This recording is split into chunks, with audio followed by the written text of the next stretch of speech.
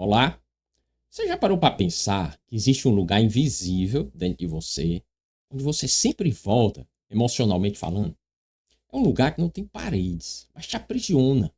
Um lugar que você não escolheu conscientemente, mas que determina como você reage, se relaciona, ama e até como você sofre. Esse lugar é o seu lar emocional. Talvez, sem perceber, você esteja morando lá faz tempo. É um lugar construído por traumas antigos, histórias repetidas, feridas.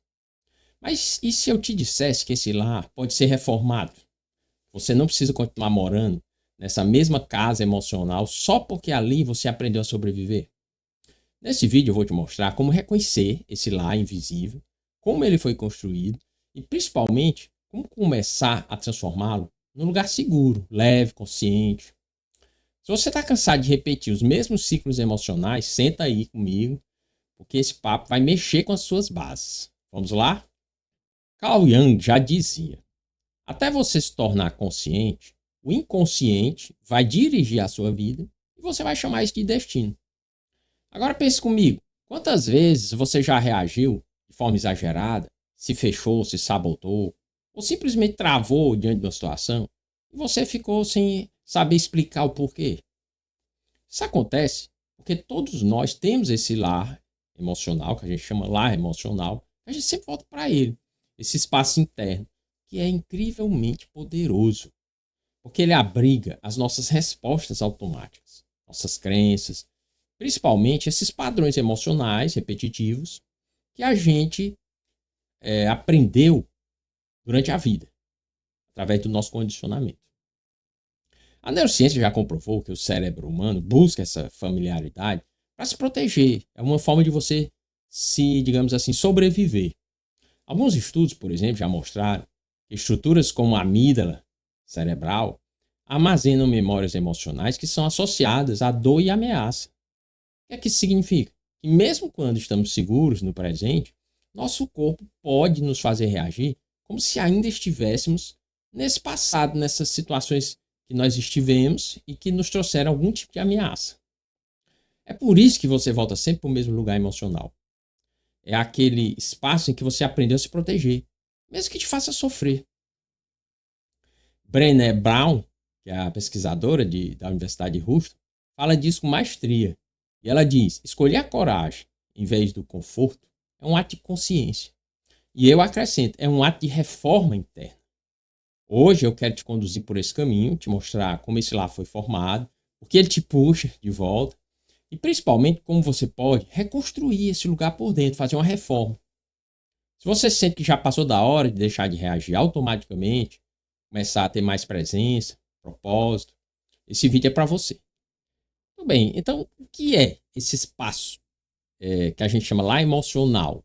É o estado interno para o qual sua mente retorna nos momentos difíceis e onde você se abriga quando sente dor, medo ou frustração. Pode ser um espaço de paz ou um reduto de sofrimento.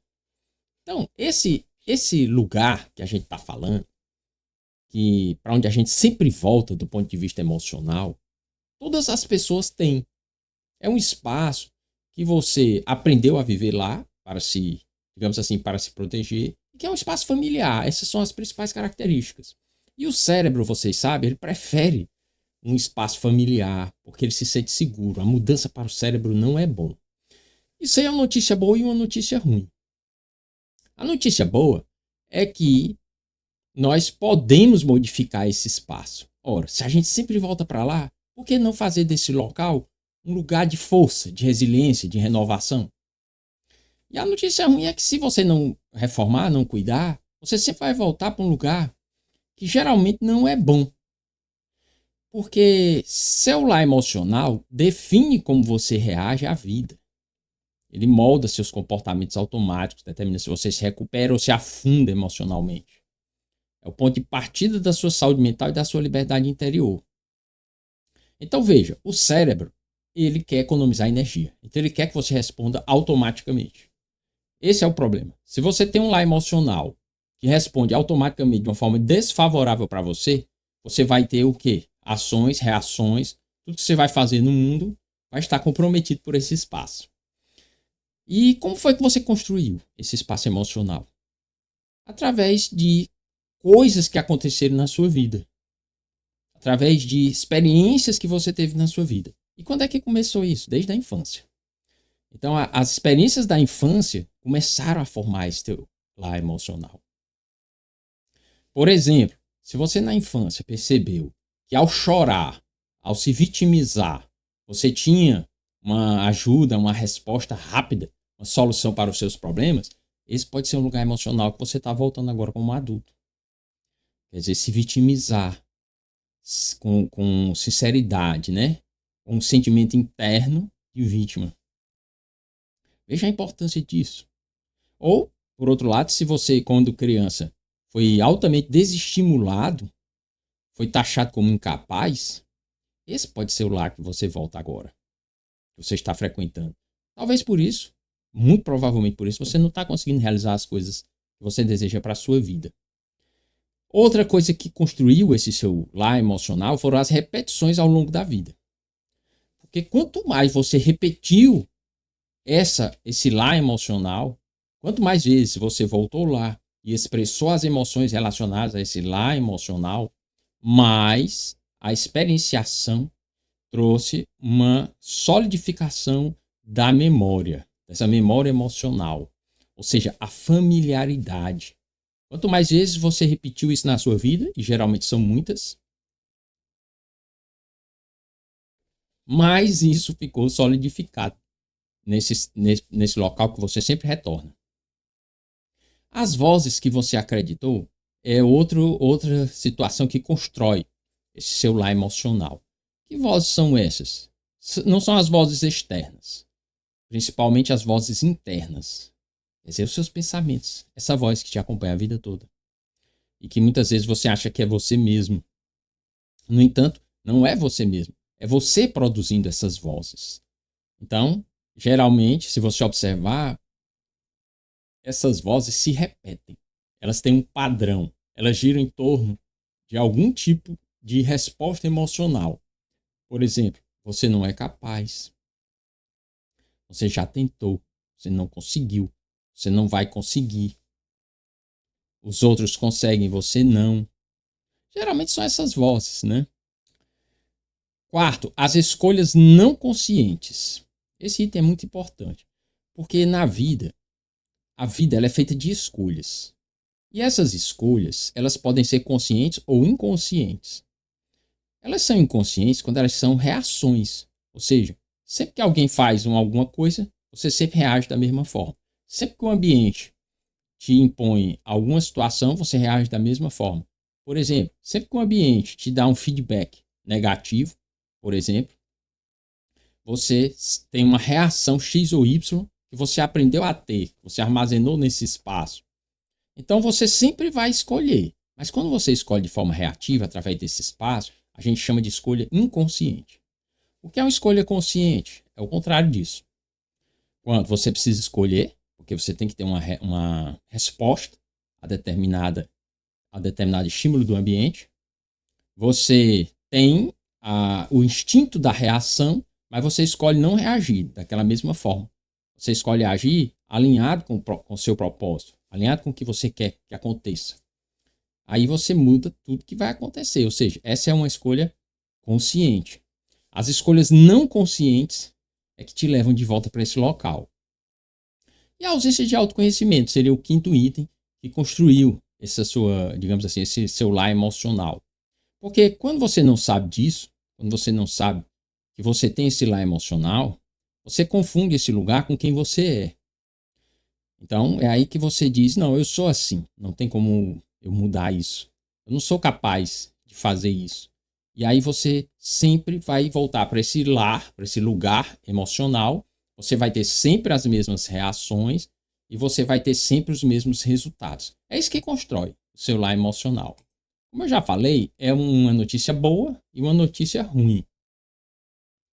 Por que é uma notícia ruim? Porque tem características negativas nesse lar, né? Por exemplo, você volta sempre para a culpa ou para o ressentimento. Você pensa em fugir, se calar ou atacar quando algo dá errado. Você já ouviu falar que a agressividade é uma defesa, o ataque é uma defesa. E é mesmo. Porque como você volta para esse lá e você sabe que você vai ter aquela reação sempre, você pensa exatamente em aplicar coisas que te façam escapar daquela, digamos assim, daquela realidade. Então você foge, ou você cala, ou você ataca. Quando algo dá errado na sua vida, ou seja, vai continuar dando errado. Você fica preso em narrativas negativas sobre si mesmo, aquelas vozes, né? E procura aprovação constante para sentir valor. Veja, esse local, além de te dar essas reações automáticas, inconscientes, que te deixam lá onde você sempre esteve, ainda te trazem uma sensação de inconsistência. Você precisa sentir valor através da aprovação das outras pessoas. Veja que fragilidade emocional que isso pode causar para você. E quais são as consequências disso? Quais as consequências de você ficar nesse local? Você vai repetir padrões autodestrutivos. Você entra no automático e repete as mesmas reações, decisões, conflitos, como se estivesse preso em um ciclo emocional sem saída. Você pode perceber na sua vida. Tem coisas que acontecem que você tem sempre aquela mesma reação. Às vezes você fica até com medo que aconteça aquele estímulo, porque você vai ter que ter aquela reação, você já sabe que vai ter aquela reação. E você fica preso naquilo. Por exemplo, você sempre se autodestrói se alimentando de forma errada, ataca a comida, quando alguma coisa dá errado. Ou você sempre é explosivo. Você pode até não querer, mas você sempre repete esse padrão. É uma repetição de padrão autodestrutivo.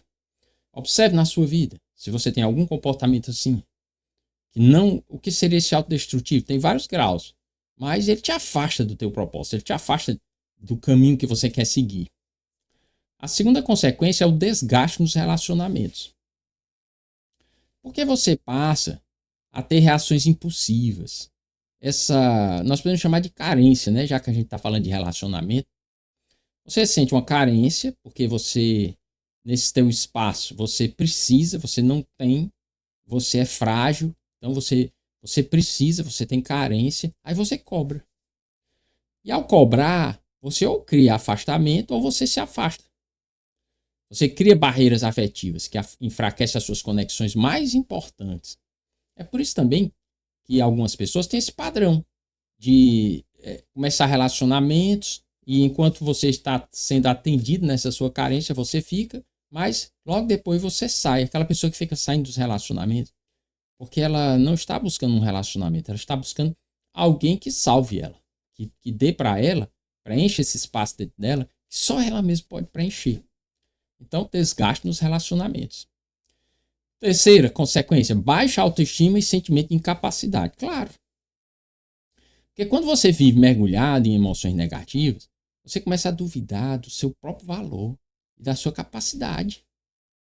Claro, se você sempre está voltando para esse local, geralmente é um local de medo, de ansiedade, é um local de culpa, de ressentimento. E é também esse local de carência, esse local de incompletude. Se você está sempre voltando para ele, claro que você vai ter baixa estima. Claro que você vai viver mergulhado em emoções negativas. Nós vamos já fazer os exercícios para você perceber que local é esse, qual é o seu. Mas eu estou fazendo essa introdução para você já ir percebendo, já ir se encaixando no tipo de coisa que acontece com você. Você também pode ter uma ansiedade crônica e sensação de estagnação. Por quê?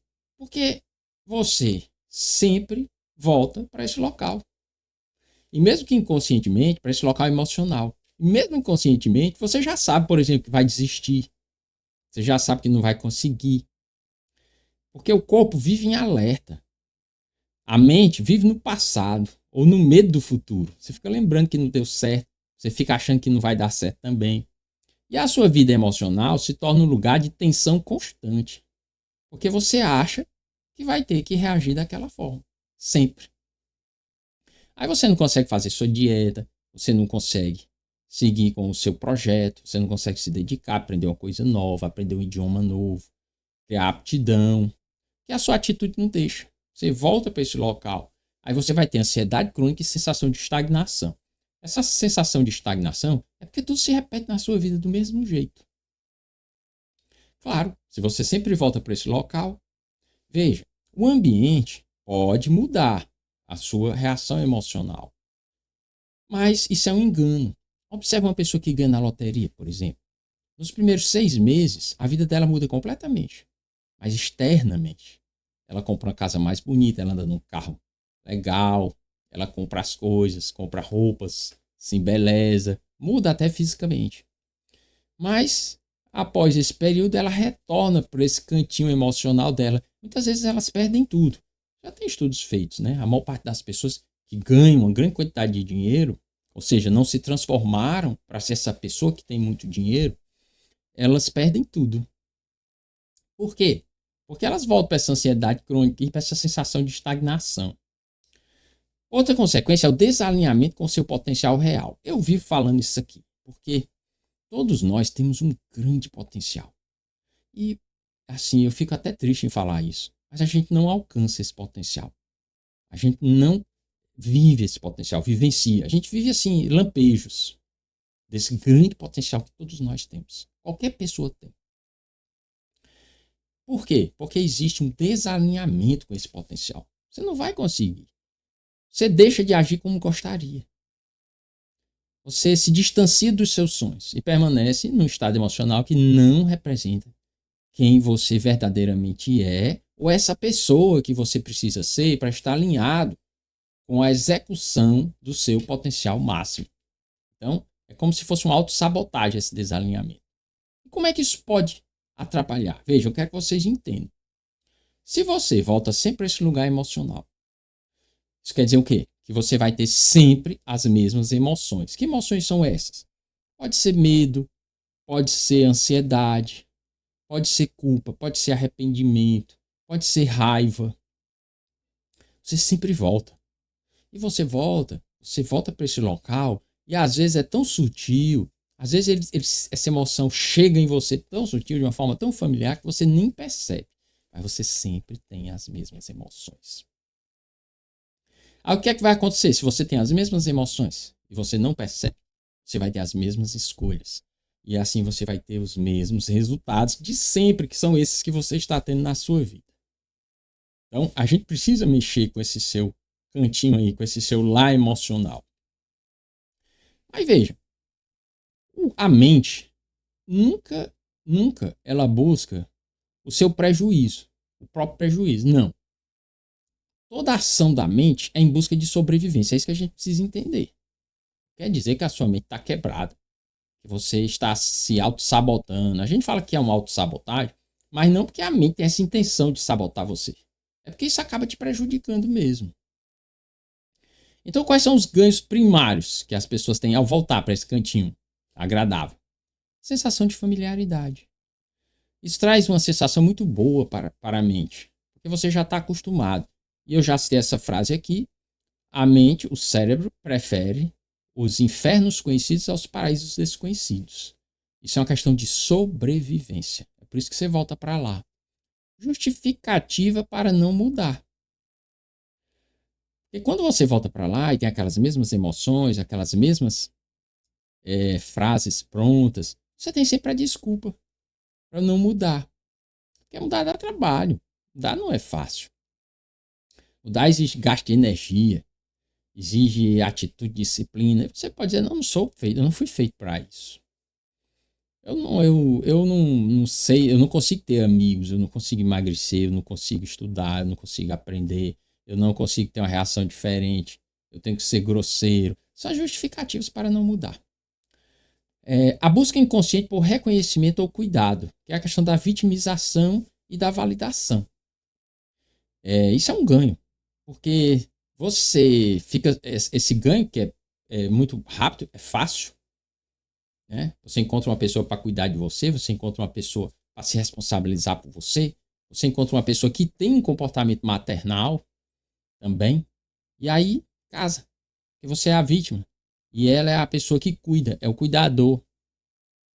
Isso é um ganho também, porque você acaba criando relações baseadas nisso, e às vezes a família toda cria um círculo de relações que se baseia nesses ganhos primários do lar emocional. Evitar o desconforto do crescimento. Crescer dói. Crescer não é fácil. Necessariamente passa pelo desconforto. Porque se você está confortável, você não está crescendo, você está na zona de conforto, como se diz. Se você está fazendo o novo, você está crescendo, você está expandindo a sua consciência, você está tendo desconforto. Então, é evitar o desconforto do crescimento. E a manutenção de vínculos que reforçam esse padrão. Que são as pessoas com quem você convive. Que geralmente você convive exatamente porque elas correspondem a esse seu padrão. E os ganhos secundários são evitar lidar com feridas profundas, porque nesse processo que nós estamos falando aqui, você vai precisar mergulhar nas coisas que construíram esse seu lar emocional. E às vezes é um trauma. Às vezes foram coisas mais fortes que aconteceram na sua vida, desde a sua infância. Outro ganho secundário é que preserva a identidade conhecida. Porque quando você acha que é esse lar emocional, se você perder essas identidades, você não sabe mais quem você é. Então, se você acha que é aquela pessoa que é, digamos assim, tímida, ou aquela pessoa extrovertida, ou aquela pessoa raivosa, ou aquela pessoa brutalizada, se você de repente descobrir que não é, você perde aquela sua identidade conhecida. Você pode não estar preparado para isso. Isso é um ganho secundário. Você permanece em relações que reforçam o padrão. Mexer em relações é sempre mais complicado. Você mudar as relações que você tem na sua vida pode ser um grande obstáculo. Porque você já tem a atenção das pessoas por meio da dor e evita a responsabilidade pela própria transformação. Porque você pode culpar tudo e a todos por tudo que está acontecendo na sua vida, nunca você mesmo. Porque lá onde você está, nesse lar emocional, você tem que ter sempre essas mesmas respostas. Então é muito mais fácil para você. Como é que a gente vai resolver essa situação? Então, de uma forma bem objetiva, eu trouxe para você aqui 5 ferramentas para você utilizar, mas baseadas em uma estrutura prévia que eu vou passar para vocês. A primeira coisa que você tem que fazer, antes de citar essas 5 ferramentas, eu quero explicar para vocês aqui 3 passos muito importantes para você corrigir essa situação. A primeira coisa que você vai fazer essa semana é identificar quais são as emoções desse seu lar emocional, do seu. Isso é muito individual. Nós não temos como definir aqui através desse vídeo. Como é que você vai fazer isso? Você vai ficar atento. Quais são as principais emoções que estão sempre presentes na sua vida? Mas você tem que ficar atento o tempo todo. Porque é para lá que você volta. Pode ser o medo. Você tem que ficar atento ao que você está sentindo. Pode ser o medo. Isso relacionado ao que acontece externamente. E às vezes é uma coisa apenas interna, apenas sua. Você pode a emoção que prepondera na sua vida pode ser uma ou pode ser mais de uma. A emoção que prepondera na sua vida pode ser o medo. Você pode sentir um medo constante. Pode ser a raiva. Pode ser o ressentimento. Pode ser a culpa. Pode ser, você tem que buscar, pode ser a ansiedade. Você tem que buscar que emoções são essas que você sempre retorna. Não é difícil não. É só você ficar atento. Sempre que acontecer alguma coisa, às vezes pode ser até uma coisa boa. Normalmente é uma coisa que você considera que é um problema. Aí você retorna para essas emoções. Automaticamente. E ao retornar para essas emoções, você fica lá preso. Porque você vai ter a reação que você também já está familiarizado. Então quem tem, por exemplo, medo, pode desistir das coisas. Pode desistir. Observe qual é a sua reação quando você sente. Pode se fechar, pode ficar introspectivo, pode criar palavras, frases, vozes podem aparecer. Você não é capaz, isso não é para você. Desista. Aí você pode ter que tipo de reação? Buscar recompensas fáceis que vão contra esse propósito que você precisa ter na sua vida. O segundo passo, a partir considerando que você já fez esse primeiro, é você encontrar o que eu chamo de emoção antídoto. É a emoção que você vai substituir aquela do seu lar emocional. Por exemplo, se for o medo, você vai substituir pela coragem. Você vai, naquele exato momento que você está sentindo medo, você vai dizer, você vai implantar a coragem. Você vai transformar o medo em coragem. Veja, eu não estou dizendo para você negar a sua emoção, negar suas emoções, fingir que elas não estão ali. Isso não vai resolver. Você tem que perceber que você está com medo. O medo surge. Mas aí, à medida do tempo, quando você vai sempre percebendo que está com medo, implantando a coragem, aquela emoção, medo, ela vai sendo transformada. E ajuda, num primeiro momento também, a você não ter aquela reação associada à emoção do lar emocional inicial. Por exemplo, desistir através do medo. Você passa a ter a coragem. Não, eu vou ter a coragem. E aí você vai substituindo. Você tem ansiedade, você sempre fica ansioso com relação às coisas da vida. Você vai substituir, você vai colocar nesse momento, diante da ansiedade, você poderá colocar, por exemplo, a presença. Presença é o agora. É você se conectar com o presente. É um remédio excelente para a ansiedade. Você vai colocando. Mas primeiro você tem que perceber, como eu falei, você tem que perceber que voltou para a ansiedade. Ao voltar para a ansiedade, você vai usar o antídoto. Ao voltar para o medo, você vai usar o antídoto, que é a coragem. Eu sou corajoso. Eu tenho coragem. O que é coragem? É agir apesar do medo. Isso aqui é a coragem. Coragem não é uma coisa do outro mundo, não. Coragem é agir apesar do medo. Isso é ser corajoso. Ansiedade, presença. Presença é um excelente remédio, antídoto para a ansiedade. Aí vamos dizer que o celular emocional, vou dar o máximo de exemplos possíveis. O celular emocional possa ser a culpa, o ressentimento, o arrependimento. E aí me vem à cabeça duas emoções que você pode usar como antídoto para isso, que é o problema de muitas pessoas, é o lar emocional de muitas pessoas. Né? Porque você pode pensar assim, poxa, por que é que eu não fiz isso na minha vida? Ou por que é que eu fiz isso na minha vida? Por que é que eu não fiz? Isso aí pode fazer parte da vida de muitas pessoas, que é um erro, é um lar emocional péssimo. Você vai usar o perdão. Você vai usar a compassividade consigo mesmo. Você vai usar a humanidade compartilhada. Olha, o que é humanidade compartilhada?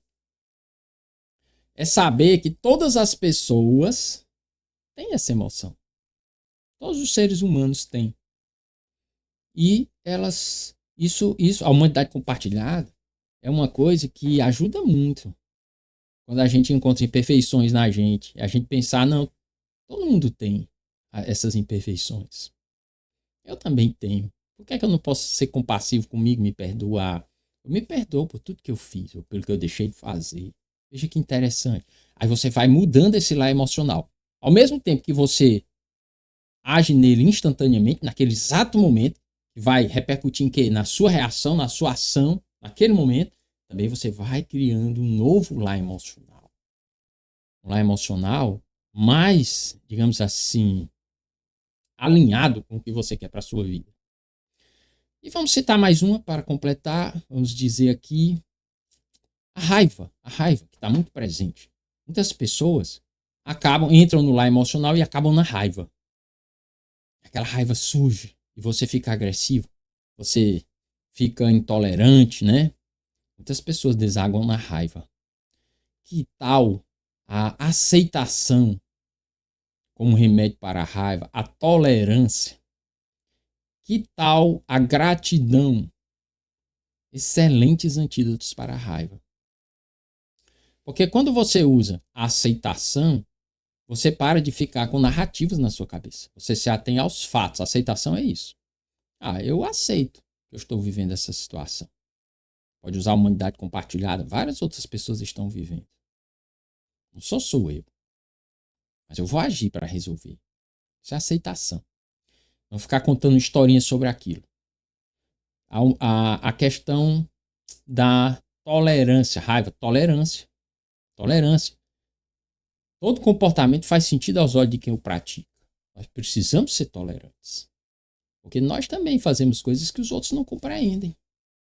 Nós não devemos ter raiva com os outros. Nós devemos ter tolerância com os outros. Assim como a gente deve esperar a tolerância dos outros também. Veja como é importante aceitação, tolerância. Isso tudo são, digamos assim, os antídotos que você vai criar. E aí você vai implementar isso. Você fez esse mapeamento, você vai implementar diante de toda a sua vida, todos os momentos da sua vida. Observe, opa, eu estou voltando para a raiva.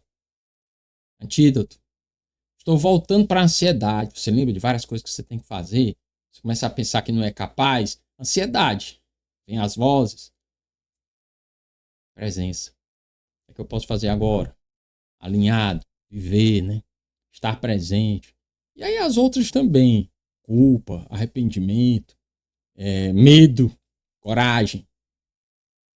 Vá aplicando esses antídotos para você ir reformando esse seu espaço. Aí eu coloquei aqui mais 5 ferramentas para você utilizar. Observe para onde a sua mente vai nos momentos difíceis, que é uma, digamos assim, outra forma de você tentar identificar qual é o seu lar emocional. Questione as histórias que você repete para si mesmo. Questione, você não é seus pensamentos. E também você não é as suas emoções. Você faz as suas emoções e você faz os seus pensamentos. A prova é que seus pensamentos mudam e as suas emoções também. Pratique autoacolhimento em vez da autocrítica, que a compassividade isso é antídoto. Reescreva suas referências internas com consciência e presença, ou seja, refaça o seu lar emocional. E cerque-se de vínculos que respeitem a sua verdade. É aquela história de você ter apoio. Você ter apoio externo. Se você não consegue ter um nível mais próximo, que você busque pessoas que te ajudem. Pode ser aqui pelo YouTube, pode ser por outras pessoas que falam coisas que te fazem crescer. Tá? Então, use esses antídotos para que você desenvolva características positivas no seu lar emocional. Autocompaixão nos momentos de falha, consciência sobre os próprios padrões, capacidade de acolher a dor sem se afundar nela, segurança interna para lidar com críticas e desafios. É isso que vai te dar. Essas são as características positivas de um lar emocional que vai te fazer muito feliz, vai te fazer realizar tudo que você quer na sua vida. Então, cuidar do seu lar emocional é se dar um abrigo interno, onde haja luz, verdade e paz, mesmo quando o mundo lá fora parecer escuro. Então, após reformar o seu lar emocional, você vai ter esse lugar e você vai poder retornar sempre, que vai ser, digamos assim, o teu abrigo, a tua luz. Nós vamos encerrando nosso vídeo. Não esqueça, toda segunda às 9 horas da manhã um vídeo novo, faça perguntas aqui, compartilhe com as pessoas que você gosta e uma ótima semana para todos. Obrigado.